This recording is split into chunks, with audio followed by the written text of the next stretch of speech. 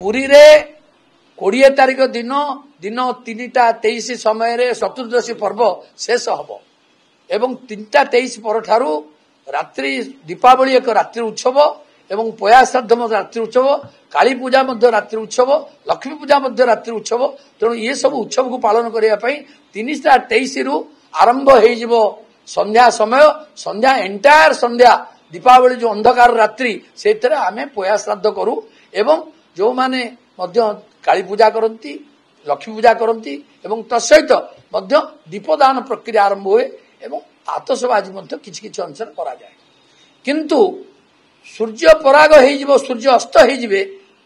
ता पर दिन 5:15 बेलू 16 बेलू एवं तापरे अमावास्या तिथि 5:30 पर्यंत रोचे गोटे दंडक होची 24 मिनिट 24 मिनिट जदि समय नाही 3 दंड रहिबा कथा एवं जदि थाए ताहले कार्यक्रम चतुर्दशी दिन पंचम दिन मध्य पालन करा जाई थांता किंतु एक दंड रु कम होउथिबारु 24 मिनिट रु कम हेई मात्र 14 मिनिट रहउथिबारु से भली कार्यक्रम जो माने करचंती ता प्रकृति तांग पई क्षतिकारक हो पूर्वदिन परिवर्ते परदिन पालन करा जिवो चतुर्दशी युक्त अमावास्या जदि पयादा श्राद्ध करा जाए ताले पितृपुरुष माने असुखी हुअन्ति बोली मध्य सही पंचिका सही शास्त्र लिखित अछि आमे वर्तमान देखिबा तिथि व्याप्ति देखंतु तिथि व्याप्ति सर्वदा निरपेक्ष ताहा लाहिरी अयनांश हो बा सामंत चंद्रशेखर अयनांश हो जो आधार देखिले मध्य सारा भारत रे तिथि से दिन 5:55 मिनिट पर्यंत रहुची 5:15 सूर्य अस्त होउथिबा बेले 5:55 मिनिट पर्यंत अमावास्या रहउथिबारु 40 मिनिट अमावास्या रहुची एक दंड होउची 24 मिनिट तेणु 24 मिनिट रु आउरी 16 मिनिट मध्य अधिक रहुची तेणु यह निश्चित भाव में 21 तारिख दिन पालनीय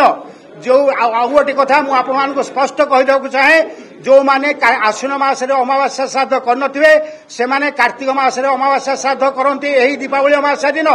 से माने जदि 20 तारिख दिन करिवे ताले कोन चतुर्दशी तिथि अमावास्या श्राद्ध करिवे ना आग दीपदान श्राद्ध करी पितृपुरुष को विदाय देई ता परन पुणी तांको श्राद्ध करिवे से प्रश्न मुक्तिमंडल पंडित सभा दवा उचित एवं दवा उचित जे सारा भारत में जेतोले अमावास्या तिथि व्याप्ति 5:55 मिनिट पर्यंत रहुची सेतोले मुक्तिमंडल पंडित सभा को आधार रे 5:30 पर्यंत अमावास्या रहुची बोली निर्णय करी 15 मिनिट रहुथिबारु सेदिन पालनीय नुहे यह स्पष्ट करुच्ची आग प्रथम निर्धारित हो 21 तारिख अमावास्या केते तारिख समय पर्यंत रहुची। जदि आपंक आम भिडी भल लगा तेब आम चैनल को लाइक शेयर और सब्सक्राइब करने को जमा भी भूलु नहीं।